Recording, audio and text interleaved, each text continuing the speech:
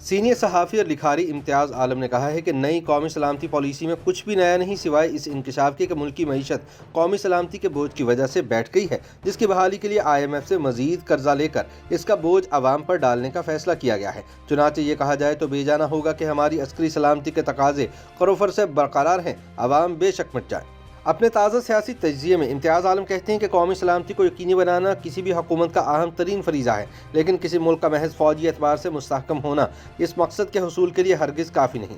एक मुल्क अपनी कौमी सलामती का हदफ उसी सूरत में हासिल कर सकता है जब उसके बासी मुतमईन ज़िंदगी बसर कर रहे हों और हक तलफी और इस्तेहसाल से महफूज हों। रियासत उनके तमाम बुनियादी इंसानी हकूक़ की ज़ामिन और मुहाफ़िज़ हो, आवाम को फ़ौरी और सस्ता इंसाफ मुयस्सर हो और दिफा के साथ मुल्की मईशत भी मजबूत हो। इम्तियाज़ आलम कहते हैं कि अब ये दावा किया गया है कि कायम पाकिस्तान के 74 बरस बाद पहली कौमी सलामती पॉलिसी तैयार कर ली गई है और वो भी पार्लियामेंट से बाला।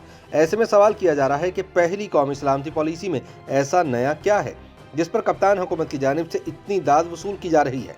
इनका कहना है कि मुआशी सलामती के बिना किसी भी मुल्क की सलामती या दिफा मुमकिन नहीं, क्योंकि सलामती के बोझ तले मफलूकुल हाल मईशत दम तोड़ बैठी है। मतबूआ कौमी सलामती के दस्तावेज फ़कत एक मुजर्रद तज्जियाती फ्रेमवर्क फराहम करती हैं, गो के ये रिवायती सलामती से इंसानी सलामती की जानिब काया पलट की सिफ्ती थ्योरेटिकल बुनियाद को मसलहतन छूने से गुरेजा है। आखिर इस पैराडाइम शिफ्ट के हकीकी मानी क्या हो सकते हैं? सादा और साफ लफ्ज़ों में इंसानी सलामती रियासतों की सलामती के बरक्स और लोगों इंसानी बरादरियों की सलामती और इनके बुनियादी हुकूक का तकाजा करती है। लेकिन इस सिफ्ती तब्दीली का अगर जिक्र है तो सरसरी, और वो भी हमारी कौमी सलामती पॉलिसी के आखिरी बाब में। इम्तियाज़ आलम बताते हैं कि कौमी सलामती पॉलिसी के 5 बाब फ़कत रिवायती सलामती और खारजा पॉलिसी से मुतालिक है और एक बाब मुआशी सलामती पर है। इस पॉलिसी में सारे का सारा जोर दिफा पर है, जिसके लिए मईशत की बहाली और तरक्की ज़रूरी पेशगी शर्त के तौर पर तस्लीम कर ली गई है। अगर दस्ते नगर कर्जाखोर गुमाश्ता मईशत का तजाद और तकाजा बुनियादी है तो फिर सलामती की तमाम जहतों को मुआशी तकाज़ों के ताबे करना होगा और खित्ते में नित नए तसादमों और पुराने झगड़ों को हवा देने की बजाय अमन, बकाए बाहमी इख्तिलाफात के पुरअमन हल, बाहमी तिजारत और इलाकाई मईशतों के फैलाव की राह पर चलना होगा।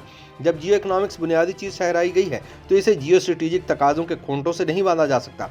इसका मतलब यह कतई नहीं कि पाकिस्तान की जोग्राफियाई सलामती और आज़ादी के तहफ़्फ़ुज़ से किसी तौर पर आंखें बंद कर ली जाए। पाकिस्तान भी तभी बरकरार है जब इसके अवाम की इंसानी सलामती और आज़ादी और ताबनाक मुस्तक़बिल महफूज हो।